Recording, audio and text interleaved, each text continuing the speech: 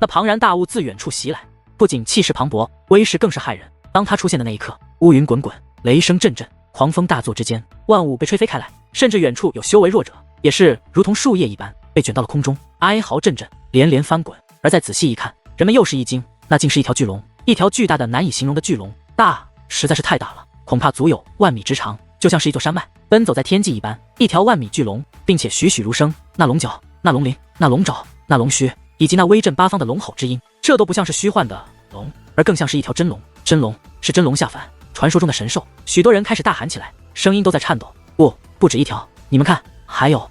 很快又有人再度用那颤抖的声音呼喊起来。而人们这一看，才惊愕地发现，在那条巨龙的两侧，又开始并排浮现出7个巨大的龙头。很快的巨大的龙躯也是浮现而出，8条，总共8条巨龙，此刻正在以极快的速度向西门地族飞掠而来。果然还是来了。而此刻，早就严阵以待的4大地族太上长老们眼中都涌现出了一抹凝重。他们非常清楚，那8条巨龙不管是何方神圣，此刻都是为楚风而来。而他们也的确猜对了。随着8条巨龙靠近，那站在8条巨龙之上的身影也是浮现而出。楚风等人的容貌很是清晰地浮现在了所有人的眼中，尤其是楚风，就站在未首之龙的龙头之上，一目了然。楚风，他来了，他真的来了。看到楚风，人们既震惊又激动，感觉热血都在沸腾。他们真的没有想到，楚风竟这么有胆量，真的为了百里玄空等人前来与西门地族一战。但他们更是没有想到，楚风这一出现，竟然携带8条真龙，是踏着巨龙而来。楚风，你……而看到相比于他人，百里玄空等青木山之人看到楚风后，心中的情绪则是更为复杂。他们很恨自己无能被抓，才使得楚风自投罗网，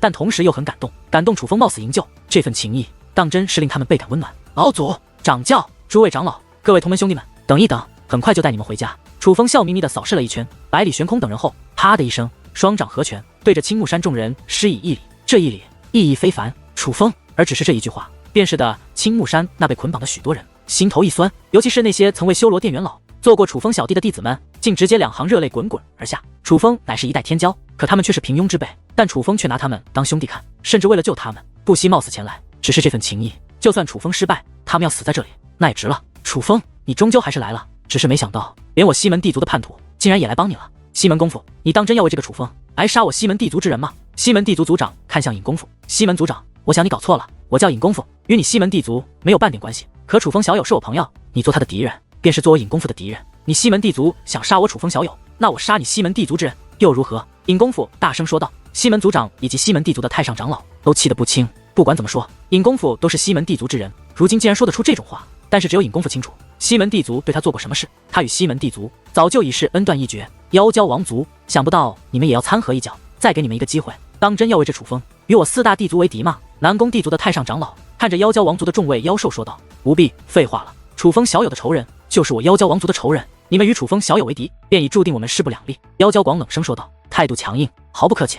区妖交王族便想与我4族抗衡，真是痴人说梦。然而就在此时，又有一道声音传来，撼动苍穹，刺破长空。只是那声音既不是从4大地族太上长老口中传出，也不是从4位族长口中传出，但是当那个声音响起之际，一道身影却自西大地族的城池之中飞掠而出，站在了8条巨龙的对面。这是一位老者，白发苍苍，满面皱纹，苍老的面孔依然面目全非，根本就看不清他的面容。但是他的气场很强，气息更强，竟是一位五品武帝。五品武帝，此人是谁啊？竟是五品武帝！4大地族竟请来了这样的高手。不对，你看他穿的服饰是西门地族的服饰啊，莫非他是西门地族的人？看到这位，众人吃惊不已。事实上不只是旁观者，就连楚风等人也是眉头微皱。他们没有想到4大地族之中竟然有着一位五品武帝为他们撑腰，是西门拜渊吧？就在此刻，段吉道倒是颇为淡定的开口了。显然他认识那位强大的老者西门拜渊，莫非真的是西门拜渊？可是西门拜渊不是早就死了吗？怎么还在世上？听得西门拜渊4个字，许多在场的老一辈强者都是惊叹不已。西门拜渊，西门地族之人，乃是西门飞雪的太爷爷，那个时代惊才绝艳的超级天才。在当年，他可以说是与如今南宫地族的南宫龙剑是同一级别的存在，威名远播。只不过西门拜渊出生的时候是青帝刚刚消失不久，时至今日年岁已然近万岁，不可能还活在世上才是。毕竟人类不是妖兽，没有那么长的寿命。事实上，西门拜渊早在1000年之前就已经消失，再未出现过。许多人都觉得他本死了，没想到这位超级强者竟然还活着，这对常人来说感觉不可思议，可对楚风等人来说却是一个坏消息。你居然能认得出我，还真是不简单。那么请告诉我，你又究竟是谁？西门拜渊冷然一笑，却也确认了自己的身份。我当然认得你，不仅认得你，我还记得当年在拉龙坡的远古遗迹内被人打掉了满口门牙，不断向人磕头求饶的样子。段吉道淡淡的笑道。什么？西门拜渊被人打掉满口门牙？还向人磕头求饶。听得此话，人们一脸的不可思议。毕竟西门拜渊是身份如此超然的存在，真是胡言乱语，血口喷人！你究竟是何人，竟胆敢这样污蔑于我？西门拜渊满面怒气，双眼通红，因为他非常清楚，对方说的不是假的，而是事实，真的认不出我了。段吉道又是一笑，说话间拨开了遮挡面容的白发。你究竟是谁？西门拜渊仔细观看，却并未认出段吉道。我便是当年将你打得满地找牙，也是你为了活命不断向其磕头求饶的那个人。段吉道说道。段吉道，你说你是段吉道？不可能，这绝不可能。西门拜渊连连摇头。然而他此话一出，却也等于承认了当初被段吉道暴打的事实。段吉道，而听得段吉道这3个字，人们都是心中一惊，全部将目光紧紧地锁定在了段吉道的身上，就连目光都在闪烁。因为相比于西门拜渊，段吉道的名气无疑要大上许多，毕竟那可是当初连3府都忌惮的存在，差一点登上人族最强之位的超级高手。正是我。段吉道说这话的时候，忽然亮出一把金色的长枪，那金枪一出，顿时天的摇晃之剧烈，使得在场之人皆是难以站稳，许多人更是连滚带爬，甚至跌落而下，失去了御空之力。不仅如此，那金色长枪虽然不是非常耀眼，可却让人不敢正视，若要正视，便会极为刺眼，仿佛下一刻眼睛就会瞎掉一般。地兵，段吉道拿出的金色长枪乃是一把真正的地兵，名为大日金光枪。地兵，大日金光枪，看来你还真是段吉道，只是你的修为怎么退步了这么多？当年你段氏王朝被灭，究竟何人所为？西门拜渊连连问道。原来在段吉道拿出地兵那一刻，他5平5地的修为就已经败露了。与此同时，几乎所有人都竖起了耳朵，他们都想知道当年的秘密，也想知道是谁那么强大，连段吉道都能击败，甚至让他修为倒退。然而他们心中所想皆不是事实。你关心的不应该是我的过去，而是你4大地族的安危。段吉道说道。段吉道啊，段吉道，你若是当年的修为，我自然不如你，可如今你与我一样，皆是5平5地，你难道觉得我还会怕你？西门拜渊冷笑一声，随后一把同样长刀便出现在了他的手中，指向了段吉道。那把长刀很是特殊，竟然是鳄鱼的身体。鳄鱼大嘴张开，一把尖锐的刀刃自口中射出，从而成就了这把刀。但是这把刀的威势竟并不弱于段吉道的大日金光枪，同样是一把地兵，那是远古时期的地兵古鳄破身刀。有人认出了那把刀，因为西门拜渊之所以能够有这么大的名气，被誉为一代天才，正是因为他曾在一座远古遗迹中征服了这把地兵古鳄破身刀。与我一战，你确定你可以？然而段吉道却是轻笑一声，随后衣袍舞动之间，光芒一闪，便消失不见。一声刺耳的声音猛然传来，一道耀眼的火花在天际扩散。段吉道的大日金光枪竟已与西门拜渊的古鳄破身刀碰撞在一起。段吉道只是瞬息便来到了西门拜渊的近前，并且向他发动了进攻。然而一刀之后，西门拜渊竟连续在半空倒退数步，才稳住身形。就连那握紧古鳄破身刀的双手，此刻都在微微颤抖。虽然同为5平5地，但他却显然不如段吉道。4族布阵，见大事不妙，4大地族之中传来一声怒喝，随后4大地族之人便联合布置阵法，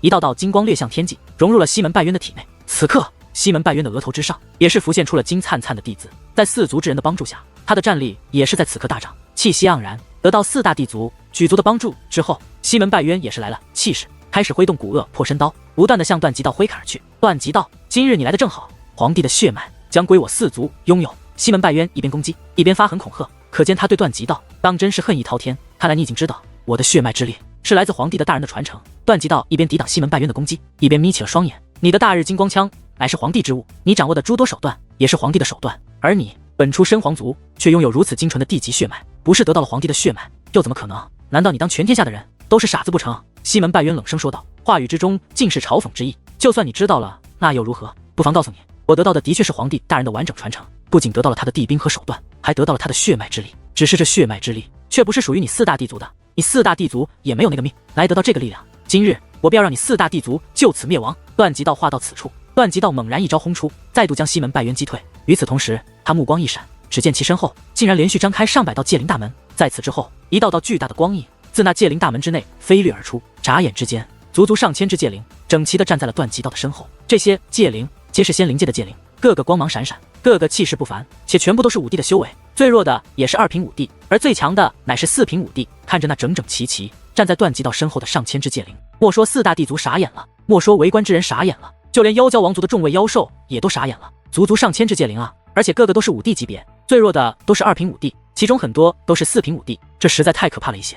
这样的景象已经超乎了常人两军对战的理解范围，这样的战斗根本就不是寻常人能够接触到的级别，这是超级强者所主导的战场。界灵师，这便是界灵师，这便是界灵师的可怕之处，只是一人便足以顶过千军万马，这哪里还用我等出手？只是段吉道独自一人便足以灭掉4大地族啊！妖蛟广兴奋的不得了，在他看来，4大地族此次绝对是凶多吉少。事实上，不只是他，几乎此刻在场的所有人都这样觉得，觉得段吉道凭借一己之力就足以灭掉4大地族，就连4大地族的人都这样想。早知道就不急着让段大人传承于我了。若不是他的修为受损，以他当初7品5帝的修为，他今日所召唤出的戒灵也绝对不止这些，怕是根本不用段大人动手，只是戒灵就足以灭掉4大地族。此刻江无伤又是满面悔恨，听得此话，楚风在心中也是默默肯定了江无伤所说之话，因为他与江无伤想到一起去了。戒灵的强弱取决于戒灵师的强弱，戒灵师越强，戒灵便越强；戒灵师弱，戒灵也必然会弱。戒灵只会效忠于比自己强大的戒灵师，尤其修为越高的戒灵越是如此，他们看重的是力量，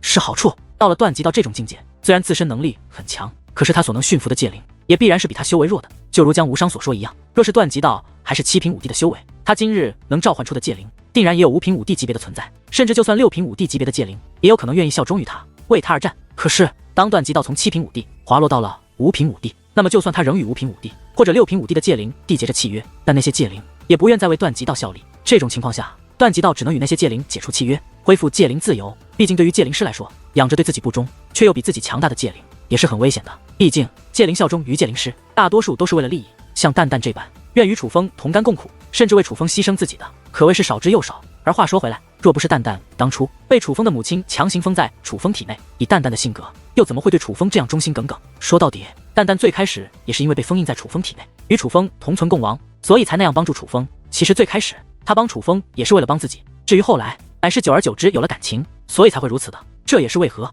楚风明明可以去召唤更多的戒灵，但一直没有召唤的原因。在他看来，不忠心的戒灵，不强大的戒灵召唤过来也是累赘。无伤，你不必自责，段大人他如此急着传承于你，也是有着他的苦衷。尹功夫对江无伤安慰道，因为他知道段吉道身患重病，那是不治之症，就算他不自杀，其实也活不了多久了，所以段吉道才那样急着寻找接班人。然而就在此刻，阵阵轰鸣不断响起，道道涟漪肆虐天地，那足足上千只戒灵已然纷纷出手了，用那来自献灵界的特殊手段，不断的攻向西门地族的堡垒。不过4大地族显然早有准备，一层强大的屏障守护着西门地族的堡垒，任凭那些戒灵如何攻打，也是杀不进去。不过为了支撑这座屏障，4大地族也是使尽了全力，他们无法再帮助西门拜渊，必须用全力支持这座屏障。尤其是4大地族的太上长老，更是纷纷祭奠出了地龙印这4件地兵，以地兵的力量来守护那座巨大的屏障。在手下的戒灵不断向西门地族的堡垒攻去，吓得4大地族的许多小辈与女子放声痛哭的时候，段吉道也是手持地兵向西门拜渊攻了过去。而西门拜渊在没有了4族众人灌输的力量后，只凭借着自己本身的地级血脉，根本就不是段吉道的对手。此时此刻，每与段吉道交手一次，都会被震得倒退数米。只是几个回合，掌心已被地兵的交错的力量震裂，鲜血不断的流出。这究竟是谁要杀谁啊？此刻人们看得不忍眨眼，心中更是震惊不已。4大地族摆出这么大的阵势，就是要灭掉楚风。甚至在此之前，人们都觉得楚风不敢来，而就算来了也是送死。但是现在再看，楚风不仅来了，而且他刚刚来到此处，就将4大地族打得落花流水，只能龟缩在堡垒之内。就算是4大地族最强的西门拜渊，如今也是被段吉道压制的死死的。这场对决当真是超乎了所有人的预料。莫说是4大地族没有想到，就连楚风等人也没有想到，段吉道的强大真的是超乎想象。今日他们总算见识到了段吉道的盖世神威。该死！这种情况下，西门拜渊也是不敢再与段吉道继续交手，只能身形一转，向回退去。他是想要回到堡垒之内，利用那堡垒外屏障的力量，抵挡段吉道的进攻。西门拜渊不是要夺取我的血脉之力吗？怎么不来夺，反而要逃？见西门拜渊逃走，段吉道并没有追，就那样冷冷地看着西门拜渊逃回去，眼中尽是嘲讽。然而西门拜渊哪里还敢回话？他此刻只想尽快回到堡垒之内，不然他今日必死无疑。虽然他此次续命闭关失败，本来就活不了多久了，可他必须活下去，因为假如他死了，4大地族将无人可与段吉道一战。不仅他要死，4大地族也必然要灭。然而就在西门拜渊已然来到屏障之前，就要穿越屏障之际，一道身影忽然出现在他身前，拦住了他的去路。是段吉道。此刻段吉道的额头之上浮现出了一个金灿灿的弟子，而他的战力也是在此刻大涨。相比于之前，整个人的气势变得更为强大。虽同为5品5帝，可与西门拜渊与段吉道已然完全不在一个级别之上。你应该能够穿过屏障吧？凭什么？段吉道打量着西门拜渊的身体，想要寻找西门拜渊可以穿过屏障的秘密。凭借的是我的地级血脉，这是4大地族的正统血脉，而你不是，所以我能穿过去。但是你休想穿过去！西门拜渊大声说道。原来是这样。段吉道微微一笑，随后猛然出手，一把掐住了西门拜渊的脖子，将西门拜渊给提了起来。此刻段吉道看着西门拜渊说道，你给我看好了，就算没有你所谓的正统血脉，我也可以进入你西门地族的堡垒之中。话到此处，段吉道握紧手中长枪，对着那屏障猛然一刺，一声刺耳的声响传来，那屏障也是剧烈的一颤。而当其收回长枪之际，西门拜渊以及4大地族之人更是面如死灰。只是一枪，段吉道便在那屏障之上轰出了一道巨大的裂痕。那4大地族举足之力所布的堡垒，只是一枪便轰出了裂痕。而这还是修为退步后的段极道，若是他的修为没有退步，而是当初巅峰状态，又会何其恐怖！见此一幕，众人已是惊得汗毛直立，有着说不出的叹服。在众人惊叹之际，段极道又连续出手，数枪齐发，不断轰向那堡垒。而在其轰击之下，那裂痕也是越来越大，很快便蔓延到了大半个屏障。本是无形的屏障，已然彻底浮现在了众人的视线之中。而面对这一切，西门拜渊只能眼睁睁地看着，对此无能为力。虽然同是五品武帝，可在段极道的面前，他却根本就不具备抗衡之力。一时之间，四大地族之内的哭喊之声更为刺耳，许多人都觉得他们完了。只要那堡垒一破，那上千界灵与那8条巨龙便将攻入此处，大开杀戒，他们四大地族的所有人都将灭亡。那段极道轰击堡垒的声音，对于他们来说，就好像是死神的钟声。当最后一声响起之时，便是他们灭亡之际。然而，忽然之间，段极道脸色一变，那本要刺出去的长枪，竟然并未成功刺出，而是僵持在了那里。怎么了？人们都发觉不对，明明西门地族的屏障就要被攻破了，为何段极道却忽然停手呢？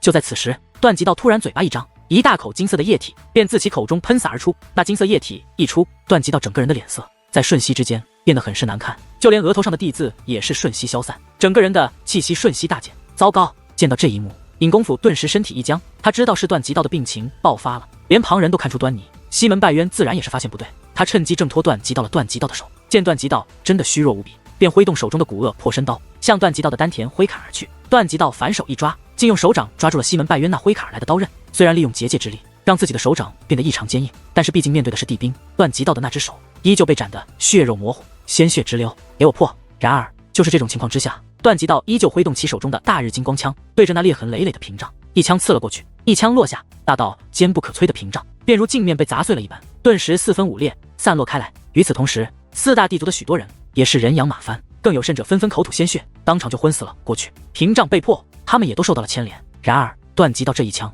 虽然轰破了守护四大地族的屏障，可是他自己却也像是被抽空了一样，变得异常虚弱。段极道，就算你打破我西门地族的屏障，那又如何？没有了你的守护，楚风等人都是年板上的鱼肉，只能任我宰割。西门拜渊冷笑一声，随后眼中杀意涌动，那手中的古恶破身刀便再度向段极道的丹田挥砍而去。他杀心已决，但段极道却已然丧失了抵挡的能力。然而就在这千钧一发之际，一把银色长弓忽然破空而出，随后只听当的一声巨响，那长弓竟挡下了西门拜渊的致命一击。原来那把银色的长弓也是一把地兵，年板上的鱼肉，你确定吗？然而就在此刻，一道身影也是自虚空浮现而出，是张明，是张天翼的父亲张明。张明，是你！看到张明，段极道也是颇感意外。段兄，好好休息，这西门拜渊我替你收拾。张明微微一笑，随后抓住段极道便丢向了楚风这边，说道：照顾好他。而此刻尹功夫则是一跃而起，将段极道接了下来，并且赶忙从自己的乾坤袋内取出金色的药丸，放入段极道的口中。段前辈怎么样？此刻楚风等人都是极为关切地凑了过去。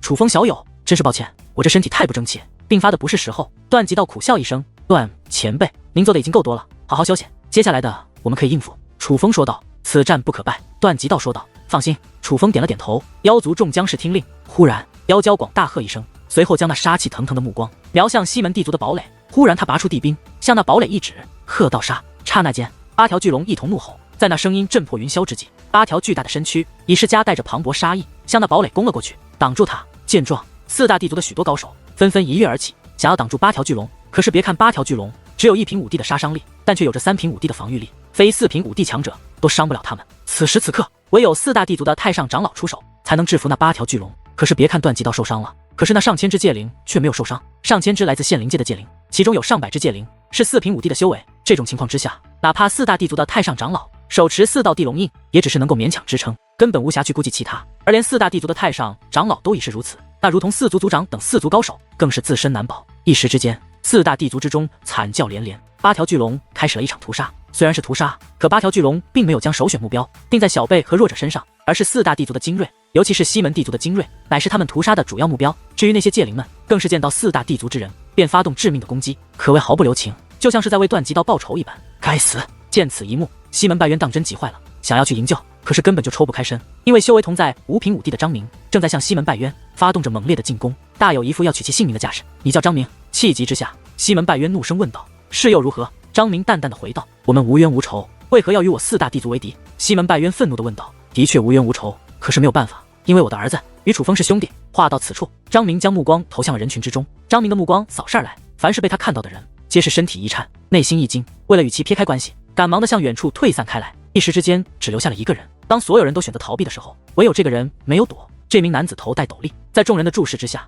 他缓缓地摘下了头上的斗笠，露出了自己的真容。而这位正是张天翼。原来，在楚风来此之前，坚信楚风一定会来的斗笠男子便是张天翼，并且张天翼的修为比之当初可谓天壤之别。现如今，他已经成为了一位2品武帝，比之当初在攻霸平原之时，当真是进步神速，比楚风还要快得多。当然，他能够有如此进步，也定然是靠着工地的传承，而这也有着楚风的功劳。工地传人，这位便是工地传人，攻霸平原最强小辈争霸大赛上夺得5只圣土最强小辈称号的张天翼。张天翼如今也是名声在外，他这一出场，顿时许多人惊呼连连。毕竟张天翼可是最强小辈称号的持有者。张天翼并未理会众人的议论，而是一跃而起，来到了楚风与江无伤的身旁。无伤弟弟也来了，进步很快吗？张天翼笑着对江无伤说道：“哪里比得上你，竟然已是2品武帝。”江无伤看了张天翼一眼，随后又看了楚风一眼，说道：“在你们2个面前，我真是惭愧的想死了。我能有今日的修为，多亏了楚风师弟。”张天翼看着楚风说道：“难道你也是楚风大哥帮的忙吗？”江无伤惊讶地问道：“爷，莫非你小子能有今日，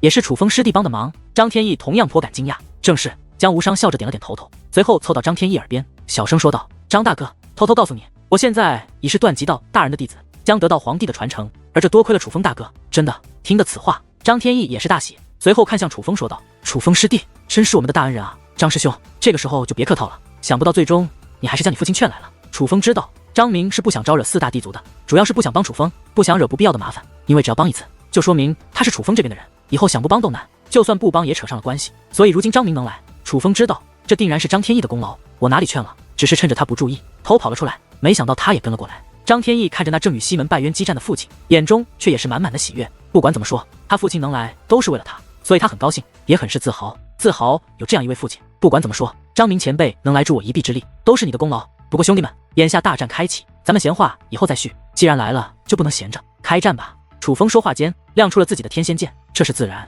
今日既然来了，就必须要战个痛快。张天翼说话之间已然一跃而起，紧随其后，楚风也是飞掠而去。见楚风与张天翼2人已是杀入那激战的战圈，江无伤也是毫不犹豫地飞掠而去。虽然只是半地修为，可却无法阻挡他一战到底的决心。众界聆听令，誓死保护他们3人。见状，段极道也是大喊一声，而他此话一出，那上千界灵便有足足数10只，分别来到楚风3人左右，暗中守护着楚风3人。眼下，楚风直奔4大地族的4位族长，来到近前之后，对着那些界灵大喊一声：“有劳诸位，将他们4个交给我。”楚风此话一出，那些界灵竟也纷纷听令，将南宫、北唐、东方、西门4族族长交给了楚风。楚风，你说什么？你要独自一人对付我们4个？东方族长感觉很不可思议，所以他看着楚风，就像是看着一个傻子。本来他们奋力对付界灵，很是吃力，继续下去本是必死无疑。可想不到这个时候，楚风竟然杀了出来，不仅为了他们解了围，还要独自战他们4个人。只是半地的楚风，凭什么与他们抗衡？简直就是给他们斩杀楚风的机会。所以在他看来，楚风的脑袋完全就是坏掉了。对于东方族长那暗含讽刺的问话，楚风并未回答，而是再度看向那些界灵说道：“我们的交手，你们不必插手，不过还要麻烦诸位不要让其他人打扰我们，明白？”那些界灵一同对楚风抱了抱拳，抱拳过后，那些界灵便围成一圈，形成一道防线，将楚风与4位地族的族长封锁在了其中。而就在下一刻，楚风眼中雷霆闪烁，气息急速攀升，眨眼间便从9品半地提升到了2品武帝。怎么可能？你怎么可能从半地直接突破到武帝？这不可能！任凭你有在逆天的手段，也不可能做到这一点，这根本就是有违常理。见楚风的修为转眼间变化这么大，竟然从半的突破到了武帝。先前还在讽刺楚风的东方族长顿时脸色大变，莫说是他，其他3位族长也吃惊不已。对他们来说，无论是什么手段，可想从半地突破到武帝，那都是不可能的事情。常理，你所说的常理，只是你的理解范围。而在这个世界上，有很多你还无法理解的东西，其实也不是无法理解，只是你无法达到的高度，便觉得其他人也达不到。这种想法真是相当愚蠢，可笑至极。楚风笑着摇了摇头，与他废话做什么？直接杀了他，看谁还敢与我4族为敌。此刻，西门族长出手了，因为若论恨意，4位族长之中，就属他对楚风的恨意最深。毕竟楚风曾虐他儿子多次，亲手碾碎了他儿子头上的天才之名，所以西门族长不仅出手便是杀招，更是挥动着手中的半成地兵，径直的向楚风的身体斩了过去。他是想要亲手将楚风斩成2段，以泄心头之恨。然而就在西门族长的攻击将要击中楚风之际，楚风手中的天仙剑轻轻一摆，只见一道流光闪过，一剑横空而起，直接将西门族长的半成地兵给挡到一旁。天仙剑法紧随其后，楚风便施展出天仙剑法，以那凌厉的万千剑刃，夹带凶猛的浩然正气，不断的向西门族长刺去。西门族长怎么也没有想到，楚风的剑法竟如此霸道，猝不及防之下，他有些反应不过来。尽管已经卖力的闪躲和抵挡，但最终他的身上仍有3处被楚风的天仙剑所擦伤，溢出了鲜血。怎么会这样？当亲眼看到楚风只是一个回合就将西门族长打伤后，其他3位族长也都是眉头紧皱，倍感吃惊。虽然只是轻伤，但西门族长的确是伤了。然而他毕竟是3品武帝，可楚风只是2品武帝啊，他怎么能被楚风打伤？怎么样，西门族长，这天仙剑法的滋味还不错吧？楚风摆弄着手中的天仙剑，笑眯眯地看向了西门族长，那等目光是何其讽刺！用西门地族的天仙剑打伤西门地族的族长，这对西门族长来说绝对是天大的耻辱！宰了你！西门族长怎甘受此羞辱？舞动起半成地兵，便再度向楚风挥砍而去，足足上万道半月形的金芒向楚风压迫而来，金芒破天而过，虚空都被斩切得支离破碎。那不再是寻常的斩击，而是禁忌武技。与此同时，南宫族长、北唐族长以及东方族长也是纷纷出手，各自施展出强大的武技，向楚风发动致命攻击。眼下是斩杀楚风的大好时机，他们绝对不能错过。4大族长一同出手，禁忌武技，威势逆天，而这一切都是对着楚风一人而来。来，今日我们便做个了断。然而面对4人的联手攻击，楚风却根本不惧，只是凭借一把天仙剑，便与4位族长战到了一处，兵刃相交，火光四射，涟漪肆虐之间，更是有着道不尽的威力。快看，楚风竟然以1敌4，独占4族长老，竟是真的！楚风怎会如此之强？他还是一个半帝吗？怎么转眼间也有2品武帝的修为？太恐怖了！明明只是小辈，却能与4族族长一战，这楚风竟强到了这种地步，简直比传闻中的还要强。众人混战，围观之人目不暇接，可是这方战圈却格外引人瞩目，甚至观看这边的人比观看张明与西门拜渊大战的人还要多，因为人们都知道这场大战的主角其实是楚风，并且楚风的表现也实在太过逆天，人们都没有想到楚风竟然能与4位地族族长一战，那可都是武之圣土，威名远播，地位超然的大人物啊！3位用金龙屠魔阵。忽然，西门族长大喝一声，随后径自乾坤袋内取出一颗金灿灿的丹药，吞入了口中。见西门族长服下了那金丹，其他3位族长眉头先是一皱，脸上皆是有着一些犹豫，但很快的，犹豫的目光之中闪过了一抹狠色，他们也是纷纷取出一颗同样的金丹，塞入了口中。金丹入口没有多久，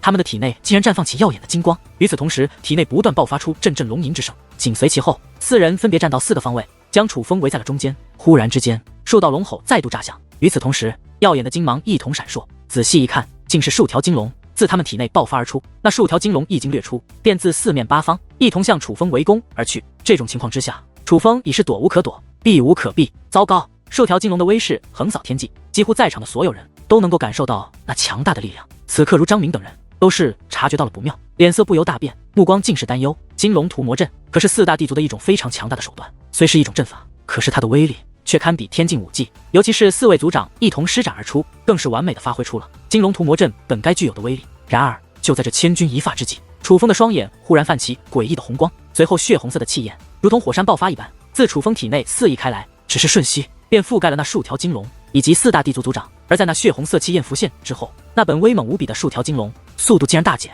不如先前的1/1000，甚是缓慢。随后只听阵阵闷响传来，那数条金龙竟化作数道金光，被炸得4分5裂。怎么会这样？见到这一幕，4位地族族长皆是面容大变，被吓得不轻，因为他们自己最清楚这金龙屠魔阵的恐怖，这可是他们不服用金丹都无法施展而出的手段。可是眼下就是这样强大的手段，竟然被楚风破开了，并且那覆盖他们的血红色气焰带给他们一种极为致命的威胁之感，让他们很是不安，仿佛他们已是站在了死神的刀刃之前，随时都会死去一般。那是什么？此刻围观之人一个个皆是吓得脸色发青，因为在远处他们能够清晰地看到，那覆盖了4大地族族长的血红色气焰竟是一个巨大的血红色脑袋，那脑袋甚是恐怖，不像是人类，也不像是妖兽，若非要形容，那么它更像是一个嗜血成性、杀人如麻的魔鬼。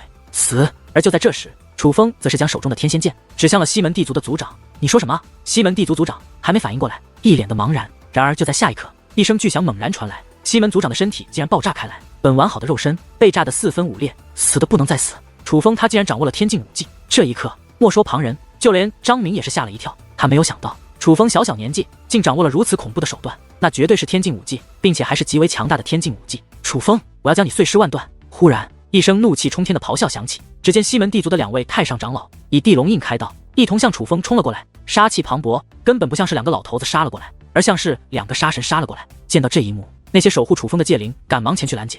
然而西门地族的2位太上长老此刻变得异常勇猛，哪怕仙灵界的戒灵也无法压制他们，只能拼尽全力阻挡他们的进攻。可以看得出来，西门族长被楚风斩杀，当真是触碰了西门地族太上长老的逆鳞，所以此刻他们都不要命一样，非要杀掉楚风不可。就连战力也在愤怒的情绪下提升了不少。然而就在那些戒灵以全力挡下西门地族的2位太上长老之际，又有一西门地族的太上长老从虚空踏出，而当他踏出之时，距离楚风已然不足1000米，他已经闯过了戒灵们组成的防御，这个距离足以斩杀楚风。我要你死！那位太上长老双眼通红，杀气磅礴，那个样子简直就像是要活生生吃掉楚风一般。而在其出现的同时，一张有力的大手也是对着拍了过来。他这一出手，顿时一股强大的武力冲击而来，排山倒海之间，似是金色的祥云。而在那武力的冲击下，楚风的苍冥奥义杀也是一阵扭曲，最终被轰散开来。太恐怖了！对方毕竟是4平5地，哪怕楚风的手段再逆天，可也挡不住对方的随意一击。在这一刻，楚风感受到了死亡的气味，他还死不了。然而就在这时，一道声音忽然响起，与此同时，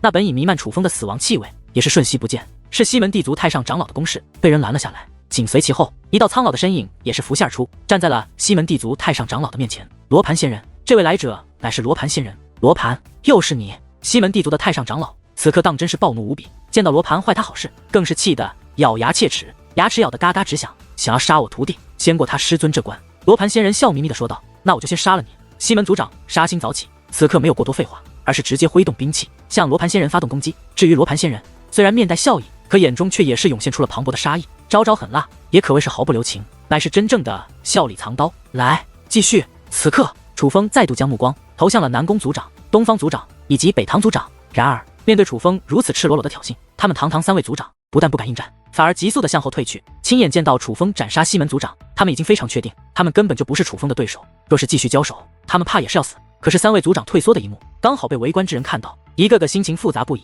楚风与4位地族族长交手，他们本来是不看好楚风的，但是眼下1位被楚风斩杀，另外3位被楚风吓得连连后退，这真是让他们不知该说什么是好。废物！楚风冷笑一声，随后身形一转，身体便引入空中，竟然没有多相逼，反而就此离去。见到楚风离开，3位族长则是一愣，他们一直敏锐地感应着周围的空间，发现楚风引入虚空后，并没有向他们攻来，而是向远处走去。他们有点想不通，现在没人阻止楚风了，楚风为何不趁着现在乘胜追击，对他们下杀手，反而离开了呢？然而就在楚风离开没有多久，在那城墙之巅，百里玄空等青木山众人所被悬挂的地方，一道寒芒一闪而过，那捆绑百里玄空等人的寒铁绳索全部被斩断开来，而那些被悬挂着的青木山众人也都纷纷落在了地上，恢复了自由之身。老祖，让你们受惊了！而在那寒芒掠过之后，楚风的身影也是紧随其后的，出现在了百里玄空等人的身旁。该死，竟然声东击西！见到这一幕，3位族长暗叫不好。楚风先前明明是朝着城墙的反方向离开的，想不到楚风是故意所为，让他们误以为楚风是要逃走，实际上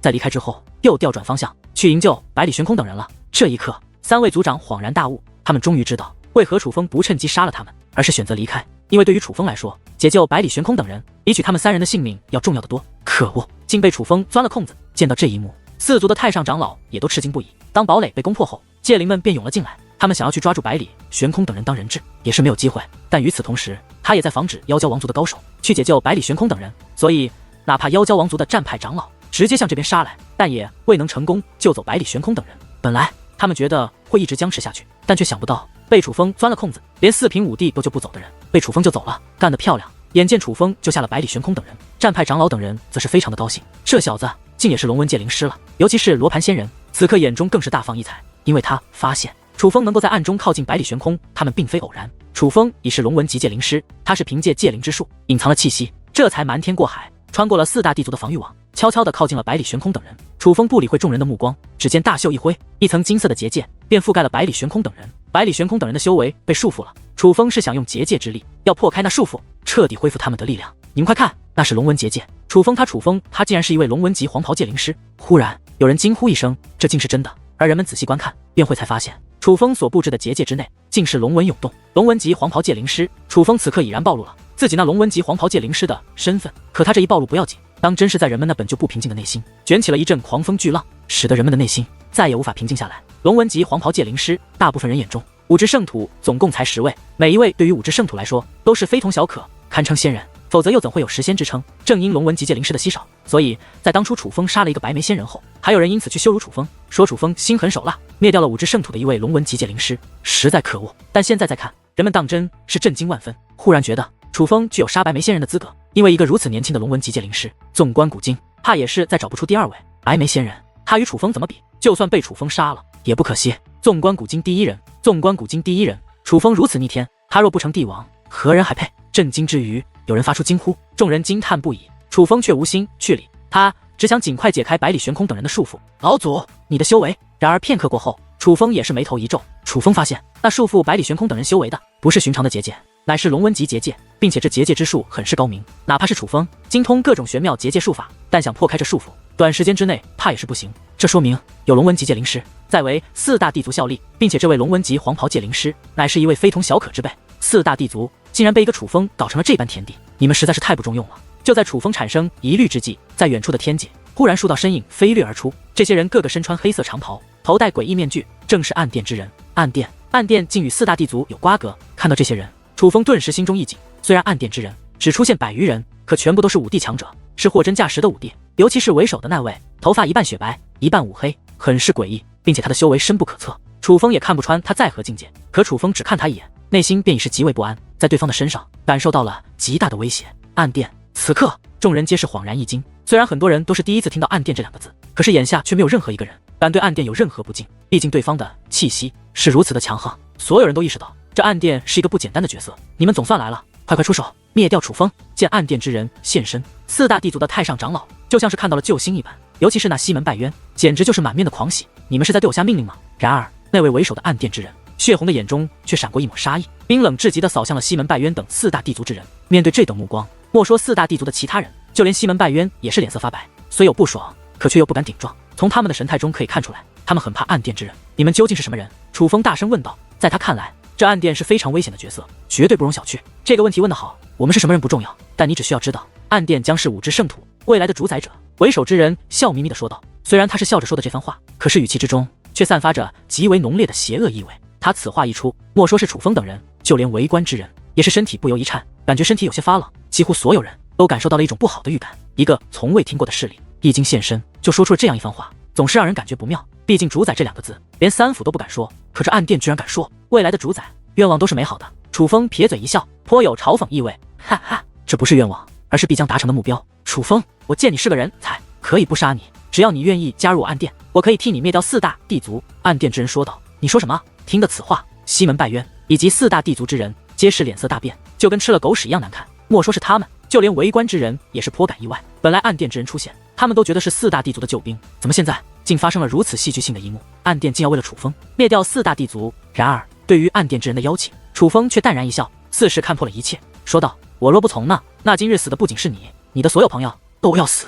暗殿之人此话一出，一股阴冷的杀意也是弥漫在了这方天地，那杀意太恐怖了，简直冰冷至极，顷刻之间就让这方天地变成了寒冷冬日，寒风刺骨，万物化冰，白茫茫的寒霜覆盖了这片天地，就连许多人的胡子都冻结成冰。此时此刻，哪怕诸位修武者身体皆是强横，但却是被这股冰冷的杀意冻得瑟瑟发抖。见到这一幕，就连楚风也是眉头紧皱，他已经感受到了对方的气息。那位暗殿为首之人的修为，还要在西门拜渊与张明之上，竟是一位6品武帝。此时此刻，这方天地已然被他所控，这就是他所主宰的一个屠宰场。只要他愿意，想让谁死，谁必然要死。楚风，给你10个数的时间考虑，10个数过后，你若还是不应，死的就是你们。暗殿之人说话之间，便伸出食指，开始一个一个的收回。他这一切做下来，都是行云流水，没有一丝迟疑，可见他说得出做得到，狠辣无比。楚风答应他，淡淡赶忙劝道：暗殿并非善类，更是想要灭掉界师联盟，我与暗殿早就势不两立，怎能投靠他们？更何况我信不过他们。楚风说的是真心话，尽管暗殿对他发出了邀请，可楚风总是感觉这其中有诈，因为在暗殿的邀请之中，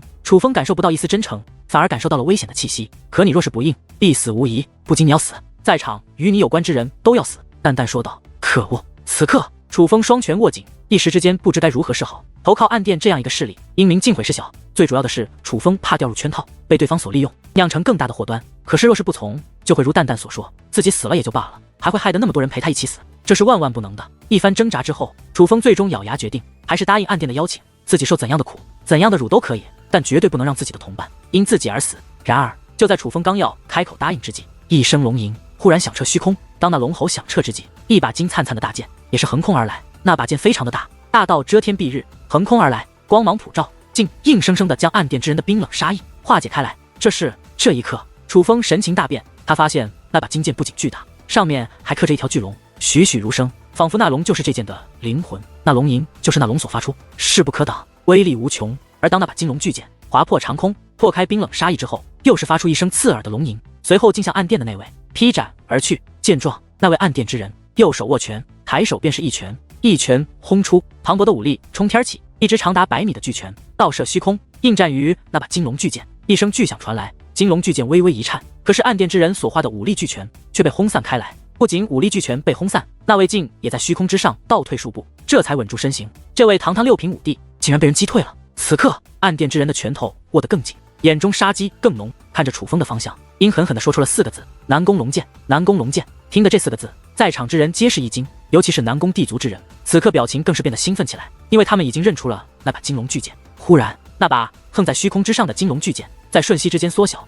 虽然缩小了，可是它的威势却是丝毫不减，径直地朝着楚风的方向射了过去。糟了！见到这一幕，张明等人顿时大惊，暗叫不好，因为那金龙巨剑实在太过恐怖，连他们都挡不住。若是击中楚风，楚风有100条命也是必然要死。然而，就在那剑将要射中楚风之际，忽然调转剑锋，而一只手掌也是自楚风身前的虚空探出，将那把金龙巨剑抓在了手中。紧随其后，一名男子的身影自虚空踏出，站在了楚风身前。这名男子一头黑发，长过腰，黑似墨，随风飘舞，气宇不凡，霸气无比。一看容貌，便知道这是一位绝顶高手，而此人正是南宫龙剑。南宫龙剑真的是南宫龙剑？那么那把金龙巨剑就是传说中的帝兵天龙金剑。见到南宫龙剑，许多人都是激动不已。今日真是大开眼界，见到了这么多武之圣徒顶尖的大人物，这可是在平常想见都见不到的传说啊！这股气息，龙剑他竟然又突破了，已经成为了6品武帝。哈哈，楚风今日必死！此刻，南宫地族之人狂喜不已，因为据他们所知，南宫龙剑本是5品武帝，可是现在南宫龙剑的气息明明是6品武帝，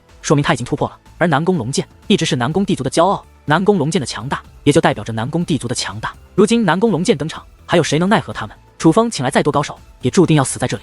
这叫南宫地族之人如何能不高兴？莫说是南宫地族的众人，此刻就连其他3族之人也都是兴奋的不得了。毕竟他们皆是地族，本是同根。南宫龙剑胆敢对我出手，你可真是好大的威风。不过我见你也是个人才，便不与你计较，不如加入我暗殿吧。暗殿的那位虽然先前杀意滔天，可此刻竟然收起眼中的杀意，笑眯眯地向南宫龙剑发出了邀请，情绪变化之快，实在令人叹服。然而就在此刻，南宫龙剑却忽然将手中天龙金剑指向了暗殿众人。虽然只是这样轻轻一指，可是天地顿时一阵颤动，紧随其后又是一声龙吟传出，一条巨大的金龙虚影自天龙金剑之中横空而起，张着血盆大口来到了暗殿众人跟身前，仿佛下一刻就要将他们一口吞掉一般。送你一句话，要么走，要么死。南宫龙剑语气冰冷地说出了这样一句话。好，南宫龙剑，你有种。听得此话，暗殿之人的目光一阵变化，可最终他还是率领暗殿众人转身离去。龙剑，你来的真太是时候了，快灭掉那楚风，灭掉那楚风的党羽，他们杀了我4族许多人，今日必须将他们灭掉。南宫北斗大声说道。闭嘴！然而南宫龙剑却忽然剑眉倒竖，对其怒喝一声：龙剑，你！被南宫龙剑当众呵斥，南宫北斗觉得很没面子，可此刻却也不敢再多说什么，只是脸色铁青，甚是难看。他一直不喜欢南宫龙剑，可是南宫龙剑的实力太强了，如今更是强大到了连4族的存亡都要依仗他的地步。哪怕他再也不喜欢南宫龙剑，却也只能屈服。4大地族为何针对楚风，我已知晓，不过是惧怕楚风身上的力量罢了。说到底是4族不对，今日4族的确有些伤亡，但也是对楚风多多相逼，咎由自取的结果。今日在场之人不在少数，我便做个中间人。胡了吧！南宫龙剑说道。南宫龙剑，你在说什么鬼话？你他妈还是不是4大地族之人？西门地族的一位太上长老愤怒地说道。然而他话还没有说完，南宫龙剑大袖一挥，直接将那位西门地族的太上长老给扇翻于半空之中，狠狠地坠落于地。落地之后已是血肉模糊，直接昏死了过去。我说话的时候容不得你插嘴。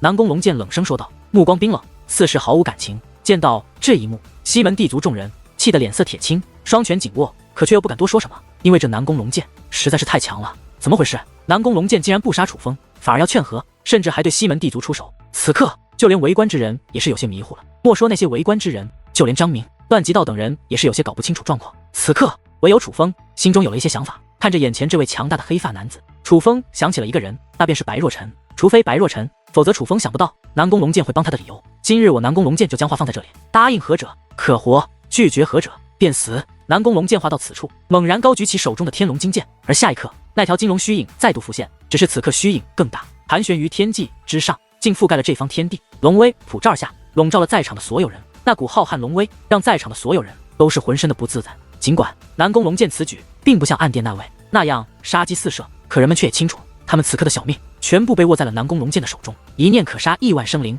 一剑可破浩瀚苍穹。这便是6品武帝，这便是南宫龙剑真正的绝顶高手。4大地族可愿和解？南宫龙剑继续问道。西门地族气得咬牙切齿，尤其是西门拜渊，此刻脸色一阵青一阵白，那叫一个难看。而南宫地族也不知道该如何是好，他们都没有想到自家族人出现，不帮着他们也就算了，竟然还要逼他们和解。